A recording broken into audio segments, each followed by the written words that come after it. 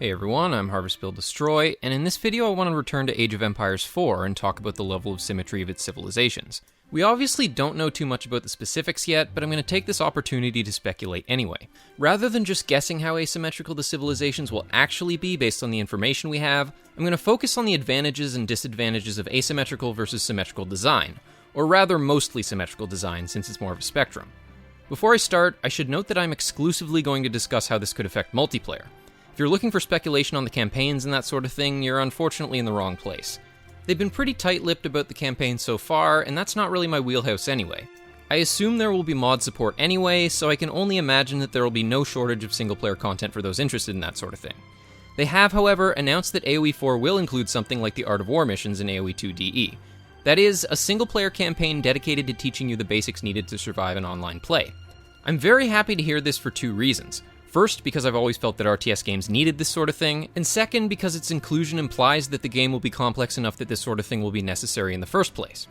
Anyway, if you've been subscribed to my channel for a while, you might be expecting a lengthy explanation of why AoE4 ought to be a glorified reskin of AoE2 with a different set of units, but AoE2 evangelism is genuinely not my intent with this video. While you'd be right in guessing that I err a bit more on the symmetrical side of the spectrum when it comes to civ design, I recognize that AoE4 needs to be its own thing. If it were to follow any single previous game's blueprint too closely, it could risk being the poor man's version of it with fancy new graphics. Besides, AoE2 is in a really healthy place right now. Its future looks as bright as you could ever expect for a 20-year-old RTS game, and I don't exactly want it to die the day AoE4 comes out. Seemingly neither do the devs, based on what can be gleaned from interviews. What I'd really like to see, and what the devs seem to also want, is for the games to coexist and thrive independently, like StarCraft 1 and 2 do. Basically, what I want is to want to play both of them indefinitely. They need to be similar enough to feel like they belong to the same franchise, but different enough that different players will choose one over the other, or better yet play both because both offer a different enough take on the same RTS formula. I have talked about AoE4 civilization symmetry before, a couple of years ago in the second video I ever uploaded, but I think there are some factors I didn't bring up there, on top of the fact that we have more information now. If you haven't seen that video, the main point of it was that fully asymmetrical factions are way harder to balance than partially symmetrical ones if you have more than a handful of them, which Age of Empires games always do. In case this was unclear, by asymmetrical factions, I mean playable factions where every single unit and building each faction has is completely unique, like in StarCraft or Warcraft 3. While there are many fully asymmetrical games like this, relatively few RTS games are actually completely symmetrical, which would essentially mean that there's only one faction. But in AoE 1 and 2, for instance, which are mostly symmetrical, every civilization has most of the same units, upgrades, and buildings, with one or two unique units and upgrades, and a unique set of individual bonuses like increased resource gather rate, cheaper units or buildings, etc. In general, I think this faction design philosophy synergizes much better with the more sandboxy nature of AoE, with its more complex economy, much larger number of playable factions, wider tech tree, and procedurally generated maps. But is this necessarily the right approach for Age of Empires 4? To be fair, we don't know enough about the game for more than armchair speculation at this point, but I'm going to focus a fair bit on the disadvantages of fully asymmetrical faction design, particularly in the context of an AoE game. Not just for balance reasons, but also for the type of subculture those types of games tend to develop, which I think is not in the AoE spirit. But I'm going to put that aside for now and focus on balance. From what we know from developer interviews, it would appear that the civs in AoE4 aren't fully asymmetrical, but it does sound like they're quite a bit closer to that end of the spectrum.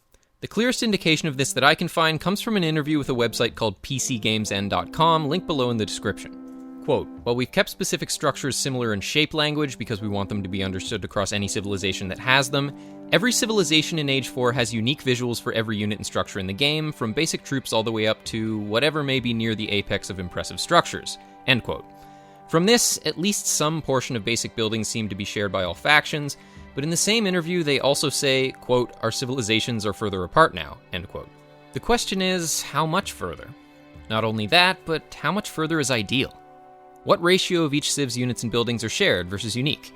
Depending on how far towards the asymmetrical end of the spectrum the civs end up being, the game could end up suffering from a number of issues, largely because the number of civs will presumably be quite a bit higher than the 3 or 4 usually found in fully asymmetrical games. The main advantage of mostly asymmetrical civilizations is of course novelty. It's fun to play different civs, especially at first. The more stuff there is to mess around with in the game, the longer it can potentially stay compelling, at least in theory. But if the prospect of AoE4 being a deep and compelling PvP multiplayer game is important to you, I think there's a limit to this somewhere. At what point does the game just become overloaded with content on a level that compromises the integrity of its core multiplayer gameplay and particularly its balance? As much as I love the addition of all the newer civs in AoE 2, I've often wondered if we would ever reach a point where there were just plain too many, but I've always assumed that we'd never find out because we'd run out of historical civilizations first. In the PC Games N interview, one of the devs mentioned that pro players have told them not to add any more civs to AoE 2, and they aren't planning to, so I guess we'll never find out. But in AoE 4, where civs will be much more asymmetrical, I think this question of how many civs is too many is a much more important one to ask, particularly with balance in mind. But of course, there's really no way to put a specific number on this right now without knowing much more about AoE4's core gameplay mechanics and just how different the civs will be from each other. Anyway, the fact that fully or mostly asymmetrical factions are much harder to balance as the number of factions goes up is almost self-evident. The more different the various factions are from each other, the more different factors there are to consider when trying to figure out how to tweak things that are too strong or too weak. Units may have vastly different roles in different matchups, and fixing a unit in one matchup may break that same unit in another. The larger the number of asymmetrical factions you have, the more likely it is that even the slightest tweak may break something else you could never have even predicted, because at a certain point, if you have enough different factions, there are just too many factors to consider and genuine balance becomes essentially impossible. It's sort of like wildlife management. When you introduce a new species into an ecosystem, the pre-existing relationships between species are so complex that you can't really predict the consequences with much accuracy. I think something similar is true for asymmetrical factions in RTS. Once you go beyond a handful of playable factions, the total number of 1v1 matchups quickly becomes staggering. If you're interested, the formula for this is x plus x minus 1 plus x minus 2 plus x minus 3, etc. until x reaches 0, with x being the total number of factions in the game. With one faction, you obviously only have one matchup, with 2 you have 3, with 3 you have 6, with 4 you have 10, with 5 you have 15, with 6 you have 21, and so on. Although the developers have confirmed in interviews that there will be fewer civilizations in AoE 4 than the 13 that AoE 2 launched with, I assume there will at least be a few more than 6. They've also already confirmed that they're planning to do expansions in DLC, although thankfully not of the microtransaction-oriented variety, so whatever that number is, it's also going to grow over time. The point is, the number of matchups in AoE 4 is bound to be quite large. StarCraft 2 and Warcraft 3 have had their fair share of balance issues even with just 3 and 4 races, and they at least previously had old-school Blizzard backing them. If the civilizations in AoE 4 were to have been fully asymmetrical, as the factions in Relic's other RTS games are, I think it would have been all but certain that its multiplayer balance would have ended up being a mess. I'm gonna go into this more later, but pure balance is a much bigger deal in an asymmetrical game. This is mostly because players tend to pick just one faction to play due to the much higher learning curve associated with switching between factions compared to a more symmetrical game. Thankfully, it already seems pretty clear that AoE 4 civilizations won't be fully asymmetrical, but even so, I think Relic ought to be very cautious about how far toward that end of the spectrum they decide to wander, as the farther they go, the more they'll be playing with fire. That is, if they even want there to be a competitive multiplayer scene in the first place, which they seem to. My most viewed video, Why I'm Starting to Feel More Optimistic About Age of Empires 4, was essentially a 3/4 hearted defense of the choice of Relic as the developer of Age of Empires 4 in comparison to other possible choices. I still think the Relic was a pretty good choice, all things considered, but it is worth pointing out here that they don't have the best reputation for multiplayer balance. I'm hardly an expert on the specifics of Relic's balance decisions with Company of Heroes and Dawn of War, but this seems to be the community consensus. I've heard the Company of Heroes caster AE say that they have a tendency to try to tweak too many variables at the same time.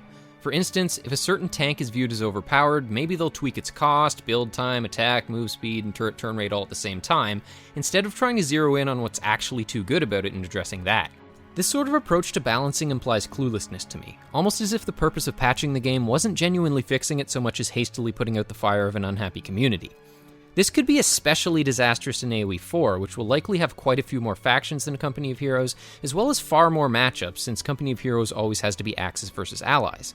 I don't know much about Dawn of War balance, but I do remember that when Dawn of War 1 was in the World Cyber Games, seemingly everyone played Space Marines or Chaos. Basically, every non-Blizzard RTS game with asymmetrical factions seems to have this issue, where only one or maybe two factions are viable in competitive play, especially at launch or early after release. You know, basic balance problems. Even Age of Empires 3 suffered from this, and it wasn't even close to fully asymmetrical in its 2005 vanilla form, at least in terms of units, buildings, and upgrades. On release, its meta was dominated by the Ottomans and French, and both of its WCG finals were mirror matches, Dutch in 2007 and Japanese in 2008. However, on a more positive note, it is worth mentioning that Forgotten Empires will be involved in AoE 4 in some way. This right here is the only bit of information I could find about that, so it's unclear exactly what the role will be, but it's nonetheless fantastic to hear that they're involved, because they, on the other hand, do have a good track record with balance. Anyway, the point of all this is that the more asymmetrical the civs are in AoE4, given how many there are likely to be, the more likely it is that there will be game-breaking balance issues that are difficult to avoid by design. So rather than just saying up front specifically where on the spectrum I think they should be, I'm going to pose a couple of questions and suggest that the answers to those questions should inform where they ought to be on the spectrum. I'm going to take it as a given, as I've been doing throughout this video, that a respectable level of multiplayer balance, ideally both for 1v1 and team games, is a crucial prerequisite.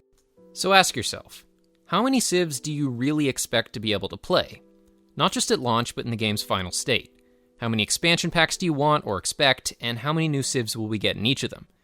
The larger that final total civ number is, the closer the civs probably ought to be to the symmetrical end of the spectrum if there's any sense that you care about balance at all. And here's another question that I think is just as, if not more important, that I don't think most people tend to consider.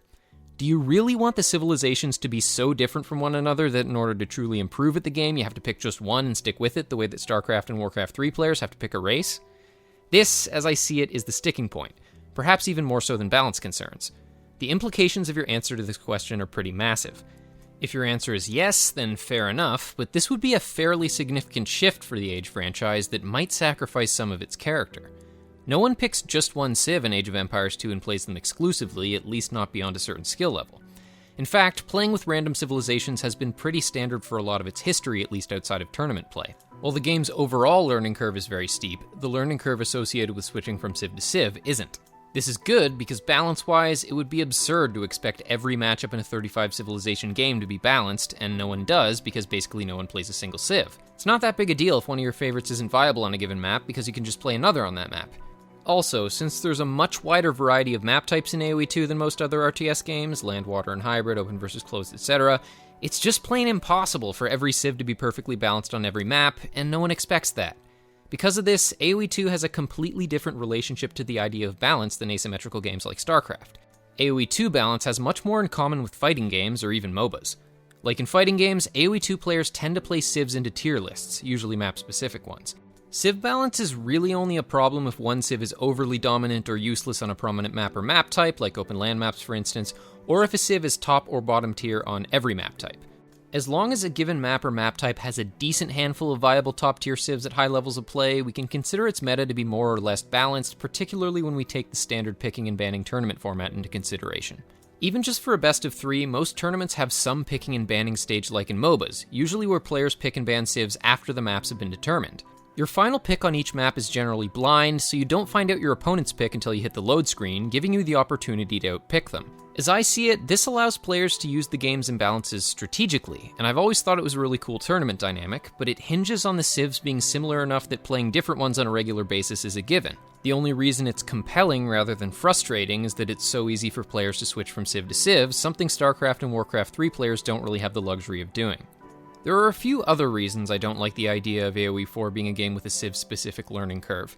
Even just beyond the inherent difficulty in balancing a fully or mostly asymmetrical game with numerous factions, subjectively I just don't find it as enjoyable, and I would hazard to guess that at least a lot of AoE2 players will be with me on this. By more or less forcing players to pick a single civ, AoE4 would probably lose a lot of the sandbox quality that makes the Age formula so interesting. When my friends and I are trying to theory craft a meme-worthy team game push, we don't necessarily pick civs first and then try to figure out what we can do with their bonuses. We can also come up with an abstract concept first and try to figure out which civs can pull it off the best. There's something I find a bit oppressive about having to pick just one faction. When I play StarCraft or Warcraft 3, where I have to pick a race if I want to get anywhere, it feels like I'm only playing 1/3 or 1/4 of the game, rather than exploring everything it has to offer, and I find that deeply unsatisfying.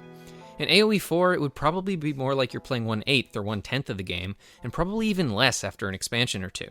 I suppose this is a point on which the casual single-player audience and the longer-term multiplayer audience might diverge, since the former might not feel the same obligation to pick a single civ regardless of their learning curves. From a pure dollars and cents at launch perspective, I could see why it might make short-term sense for Relic to err on the side of the single-player crowd, but it irks me to think that the game will be geared toward the players who might play it for a couple of weeks instead of those who might in theory keep it alive for years or even decades. You know, the players who will make Age of Mythology 2 or Age of Empires 5 more likely down the road, or perhaps even convince other developers to try their hand at making an RTS. And there's another equally important reason that I don't want AoE4 to be a game where you have to pick a single civ that I alluded to earlier in the video. The subculture that this type of game tends to engender. There are lots of instances where Age of Empires and StarCraft players use different terminology for the same gameplay concept. We say forward, they say proxy, we say booming, they say powering, we say housed, they say supply blocked, and so on. But there's no Age of Empires equivalent for off-racing, because that concept basically doesn't exist for us. The great thing about this is that we have always been able to avoid all the playable faction-based partisan nonsense that has always plagued StarCraft 2 and Warcraft 3. You know, balance whining, David Kim hate threads, and so on. I don't know about you guys, but that's the last thing I would want for Age of Empires 4. If the game were to have close to asymmetrical civs while still being a robust enough multiplayer game to sustain a community in the first place, this sort of thing would seem to me to be all but inevitable. In addition to just being annoying in general and possibly scaring away potential newcomers post-release, I think this would complicate the ability to balance the game even further because of the emotional attachment players would have to the one civ they played. The balance team would likely end up with a lot of white noise to sift through because almost every bit of balance feedback they would get would be biased in a way that wouldn't happen in a game where players didn't pick only one civ. Basically, I think when you remove the partisan element of balance that a game where players have to pick a single faction all but necessitates, you get much more honest and fruitful balance discussion. When something in AoE2 needs a bit of a nerf, it's so much easier for players to come to a consensus because it's not a matter of making that one civ you play viable in every possible scenario, it's about making the game as a whole more strategically diverse and interesting, because basically everyone is going to play every civ at one point or another. Raw balance is obviously always important, but at least in theory, a matchup can be numerically balanced without being interesting, as many mirror matchups demonstrate. Without all the partisan crap, it's much easier to address both pure numerical balance and strategic diversity at the same time, particularly when there isn't the same obligation for every single faction to be equally viable in all scenarios. Like I said before, with the wider variety of map types found in Age games, that is an essentially impossible task anyway. Also, the possibility of being forced to pick a civ isn't even the only learning curve problem the game would likely have with a large number of mostly asymmetrical civs. Even if the total civ number never ended up exceeding 10 or 12, the sheer number of units, upgrades, buildings, etc. that you'd have to be familiar with to feel like you understood the game on a basic level would be encyclopedic. You know how when you start playing a MOBA, at first you just have to accept that you're going to die to a bunch of random stuff you couldn't really predict, just because you have to learn what all the heroes do before you can start truly making meaningful choices within the game's rule set? It could end up kinda like that, and I doubt as many players would persevere in an RTS. I had this sort of problem with the Commander system in Company of Heroes 2. There were just so many of them that I never had any idea what my opponent was capable of throwing at me, and grinding enough games to figure them all out just didn't seem worth the bother. Is that really what you want in an RTS, particularly a production-oriented macro RTS like AoE? Throw ladder anxiety into the mix and see how long that game's multiplayer community lasts.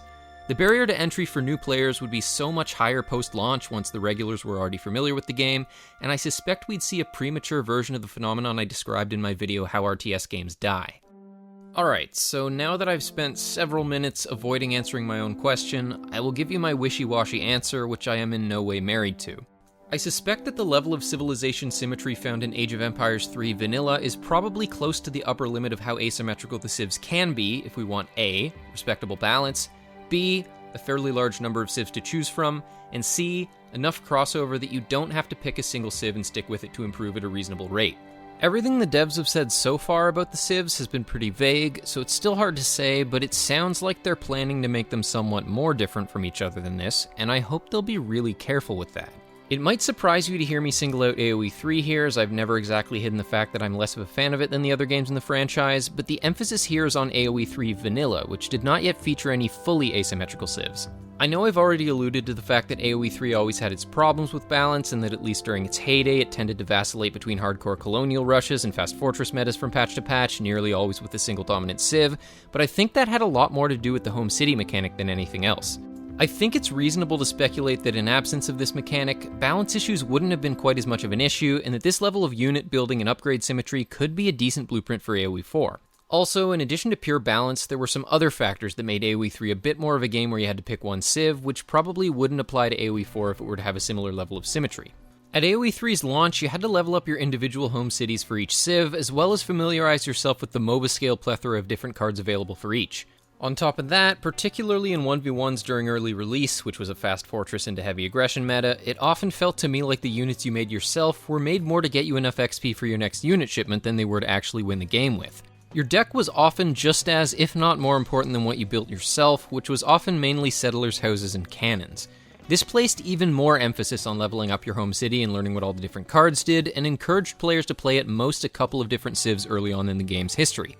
However, they did fix this later on by allowing you to make new home cities that started at higher levels. I point all of this out just to suggest that even though AoE3 had precisely the sorts of balance problems AoE4 ought to avoid, it seems not to have been due to the level of unit building and upgrade symmetry found in the vanilla version of the game. In absence of the home city mechanic, which AoE4 will not have, I think this level of symmetry might be suitable.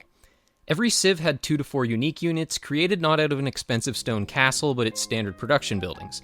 This is certainly more difficult to balance than the AoE2 model, but it could still be manageable, especially if Relic were willing to tweak which units and upgrades were available to each Civ after release based on balance requirements as well as pure historical accuracy. This level of symmetry might be the happy medium that could give players plenty of novel things to toy around with, while still creating a robust multiplayer game. I suspect that the learning curve in switching Civs would be manageable, and we could avoid some of the issues related to being more or less forced to pick a Civ that I've discussed in this video already. Again, I think this Civ picking thing is the sticking point, because this level of symmetry does make it more likely for there to be scenarios like Mayans versus Goths in AoE2. If you're unfamiliar, Mayans are a top-tier land map Civ in AoE2 that just so happened to have a bad matchup against the Goths, a bottom-tier Civ. Lacking champions, gunpowder units, and even siege engineers for their onagers and scorpions, the Mayans don't have a particularly effective answer to the Huskarl if the Goths player can get there. This sort of scenario isn't really a problem in AoE2 where no one picks a single Civ, but if AoE4 crosses the line of being a game where you basically have to pick a Civ, this sort of thing would be a problem, and the more Civs there are, and the more asymmetrical they are, the more likely this sort of thing is to happen. This is why I suggest that AoE3 Vanilla's level of symmetry might work, and I hope they won't stray too far beyond it. Without the home city mechanic, switching from Civ to Civ probably wouldn't involve too much of a learning curve. The end result could be a game that's more manageable to balance in the first place, and also where players aren't so locked into playing one Civ if a particular matchup doesn't favor them on a certain map, which could allow for the counterpicking dynamic we see in AoE2. But as I mentioned before, I am by no means dead set on this level of symmetry. I'm just speculating based on the rather limited information we have right now, and I'm sure I'll change my mind as more information becomes available. I suspect that it might be a useful starting point if nothing else. Sparse and vague though the currently available information is, the devs have said that the English will be the most familiar Civ, playing quite like the AoE2 Britons, while the Mongols will be the most different from previous games, and the two Civs apparently play rather differently from each other. Quote, "For example, we showed a teaser that had the English and Mongols in it, two civilizations that couldn't be more different from each other. The way they play is very different from each other now too." End quote. While this obviously implies a larger degree of asymmetry than in the past, we haven't heard enough of the specifics of how much crossover there is to make any sort of conclusion about whether or not players will have to specialize in a single Civ at higher levels of play.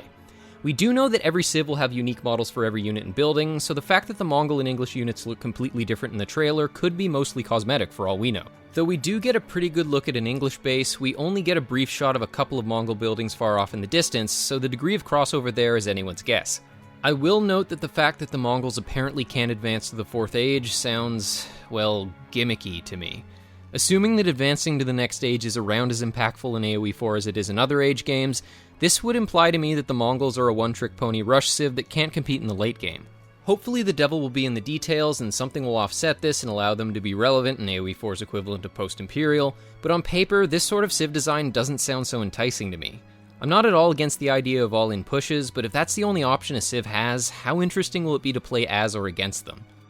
Anyway, I suppose the question remains whether it's possible that the Civs could be almost entirely asymmetrical without having the kind of learning curve that more or less necessitates picking a single one.